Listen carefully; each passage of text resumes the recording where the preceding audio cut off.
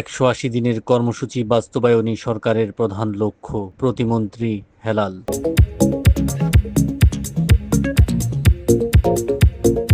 ১৮০ দিনের কর্মসূচি বাস্তবায়নে পার্বত্য চট্টগ্রাম বিষয়ক প্রতিমন্ত্রী ব্যারিস্টার মীর মোহাম্মদ হেলাল উদ্দিন এমপি বলেন, বর্তমান সরকারের প্রধান লক্ষ্য হল নির্বাচনী ইশতেহার অনুযায়ী ১৮০ দিনের কর্মসূচি সফলভাবে বাস্তবায়ন করা। কোনো কাজই ফেলে রাখা যাবে না। আজকের কাজ আজই শেষ করতে হবে। প্রতিমন্ত্রী ব্যারিস্টার মীর হেলাল আরও বলেন, মন্ত্রণালয়ের কাজে কোনো ধরনের গড়িমসি সহ্য করা হবে না। আমরা চাই প্রতিটি প্রকল্প সততার সাথে শেষ হোক। প্রয়োজনে আকস্মিক পরিদর্শনের মাধ্যমে কাজের মান যাচাই করা হবে। গতকাল ৯ মার্চ রাঙামাটির বেইলি রোডে পার্বত্য চট্টগ্রাম কমপ্লেক্স অডিটোরিয়ামে পার্বত্য চট্টগ্রাম বিষয়ক মন্ত্রণালয়ের আওতাধীন সংস্থাসমূহ কর্তৃক বাস্তবায়নাধীন প্রকল্পসমূহের বার্ষিক উন্নয়ন কর্মসূচি এডিবি পর্যালোচনা সভায় পার্বত্য চট্টগ্রাম বিষয়ক প্রতিমন্ত্রী ব্যারিস্টার মীর মোহাম্মদ হেলাল উদ্দিন এমপি এসব কথা বলেন।